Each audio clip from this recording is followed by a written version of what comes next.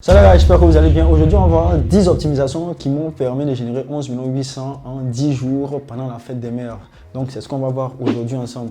Si ça fait un moment maintenant que vous ne me voyez pas, j'étais un tout petit peu malade. Pour les gens qui ne me connaissent pas, je suis Ismaël Smoro, je suis commerçant. Ça fait maintenant plus de 4 ans que je fais de l'e-commerce.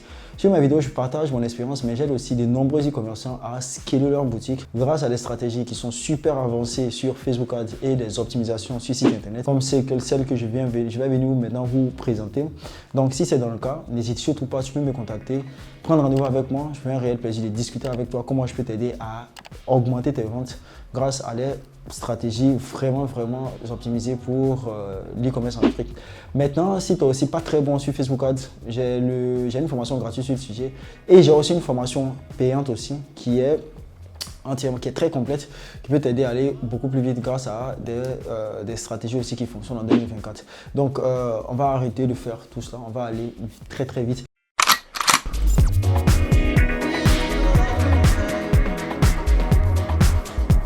Ok, comme je l'ai dit au départ, les 10 optimisations vont vous permettre de pouvoir générer énormément de chiffres. Il faut savoir des choses, en e-commerce, ce sont les détails, donc généralement ne négligez surtout pas. Tout ce que je vais vous dire, c'est hyper important. Maintenant, la petite anecdote là-dedans, c'est qu'il y a une optimisation que c'est un de mes élèves qui me l'a partagé. Et ça a été un véritable game changer. Je l'ai mis à la fin et j'espère que vous allez rester jusqu'à la fin de la vidéo pour découvrir ce que c'est exactement. Donc ici, on va aller pour la première chose que vous devez faire absolument, que j'ai fait absolument, c'était d'inspirer beaucoup plus confiance.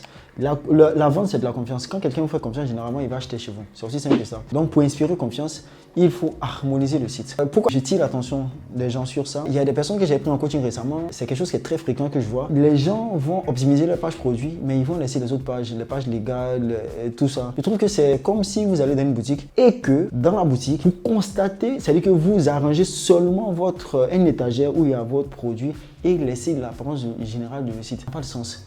Harmoniser l'intégralité du site. Parce que c'est ce sentiment de confiance lorsqu'il va rentrer sur votre site internet qui va aussi faire que la personne va acheter chez vous. Ne faites pas du genre que la page produit et laissez le reste. Ça n'a pas de sens. Donc ce que vous devez faire, vous devez optimiser l'intégralité de votre site, harmoniser tout ça, rendre ça très cohérent, toutes les pages et vous allez voir que ceci va augmenter drastiquement le taux de conversion de votre site internet. Donc la première chose, c'est d'inspirer confiance. La deuxième chose, ça c'était ici, la vitesse. Les gens n'ont pas le temps sur internet, donc votre site ne doit pas charger très lentement. Donc pour ça, vous pouvez aller juste sur Facebook, vous allez sur Google, vous tapez comment regarder la vitesse de mon site. Vous pouvez aller voir, vous aurez un rang, souvent un rang C, B et autres. Si le site n'est pas très rapide, généralement, ce que vous faites, moi ce que j'ai fait, je suis allé sur 5euros.com ou ComeUp actuellement. Je le vois un prestataire, je lui ai juste présenté le site et il a optimisé le site pour le rendre très rapide. Parce qu'il y a un afflux de personnes qui vont venir sur le site. Donc, si le site n'est pas très rapide, vous allez perdre des ventes. Donc, la seconde chose que vous devez absolument faire, c'est d'optimiser au mieux votre site. 5 euros, c'est pas très cher. Vous allez vous optimiser le site. Vous allez avoir forcément un retour sur investissement. La deuxième chose que vous devez faire, c'est l'optimisation des sites pour la vitesse. La troisième chose que j'ai opéré là-dessus, c'est bien les photos. Il faut savoir une chose, les photos ne servent pas seulement à présenter le produit, mais les photos servent aussi à convaincre les gens. Parce qu'il y a beaucoup de personnes qui ne vont pas descendre jusqu'en bas de la description pour lire l'intégralité. Mais le fait de défiler les photos, vous devez mettre vos arguments en phare là-dessus. Comme vous pouvez le voir sur l'écran, la photo sert aussi à véhiculer un message. Vous pouvez faire des photos de présentation du produit, vous pouvez faire des photos où vous allez montrer le produit en situation, vous pouvez faire des photos avec des avis, vous pouvez faire des photos pour montrer les détails du produit, vous pouvez faire des photos aussi où vous allez montrer votre avantage par rapport aux concurrents, vous pouvez aussi faire des photos pour mettre aussi votre proposition de valeur là-dessus. Tout ça peut permettre à quelqu'un de convertir une personne parce que c'est le plus important.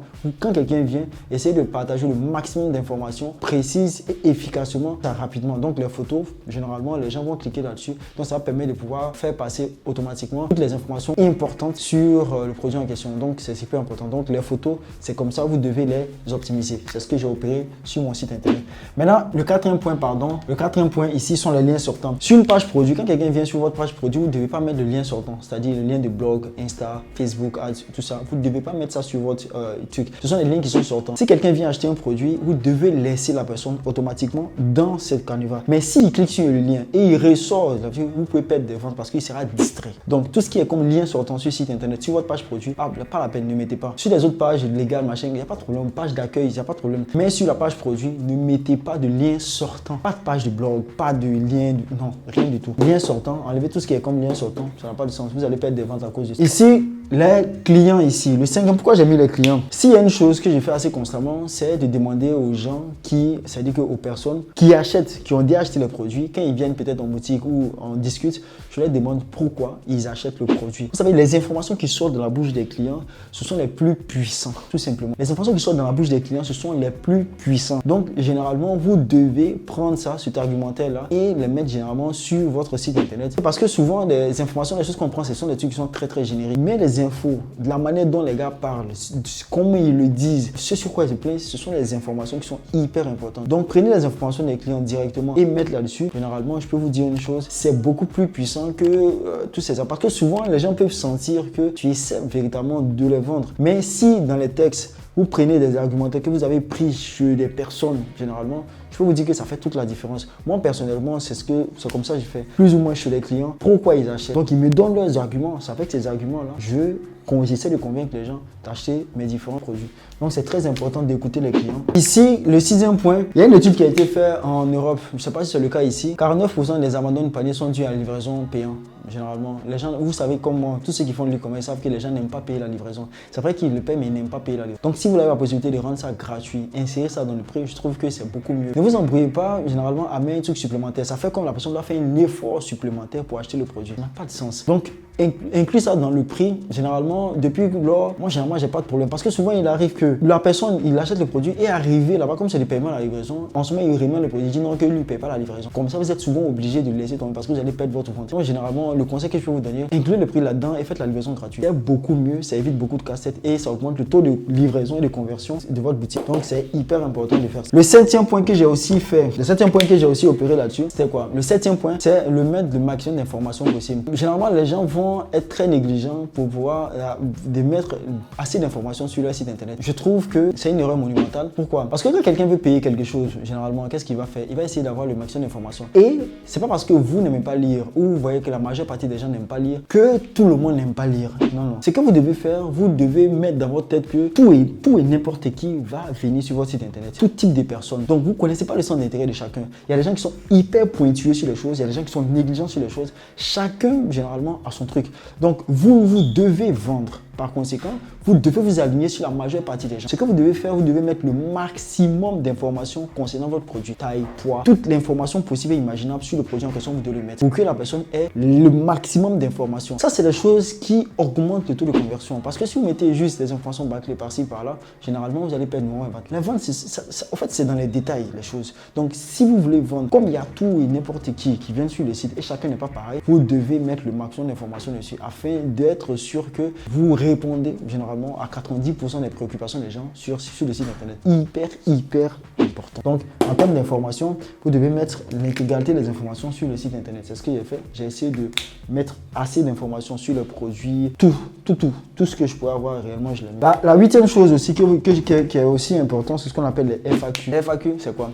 Les FAQ, c'est le fait de répondre aux objections des gens, généralement. Les objections, vous pouvez les voir. Hein. C'est-à-dire, les objections, c'est quoi? Une bonne page produit, c'est une page qui répond aux préoccupations des gens. Par exemple, si vous vendez un produit et que la personne se dit, est-ce que le produit n'est pas allergique, par exemple? Il y a des gens dans le commentaire qui disent, est-ce que ça peut me donner des allergies? C'est une FAQ. C'est-à-dire que vous mettez simplement, est-ce que ça donne des allergies? Vous répondez, non, ça ne donne pas d'allergie, machin, il y a des choses dedans. Donc, toutes les questions que les gens se posent concernant le produit, votre service, la contenance du produit, vous devez faire un FAQ. C'est-à-dire qu'une série de questions et réponses vont permettre aux personnes qui se posent ces questions-là d'avoir une réponse automatiquement. Ça, c'est quelque chose aussi qui est très puissant parce que ce sont ces questions qu'on se pose qui font que souvent, on n'achète pas le produit. Donc, le fait d'y répondre, généralement, ça aide la personne à avoir beaucoup plus confiance et à savoir que vous comprenez réellement ses préoccupations et ses besoins. Donc, quand c'est comme ça, il est plus facile pour lui de faire l'achat chez vous, même s'il ne vous connaît pas. Il est plus facile chez lui, réellement, de faire des achats chez vous. Donc, les FAQ, je peux vous dire, très important. Vous devez mettre ça sur la majeure partie de vos sites.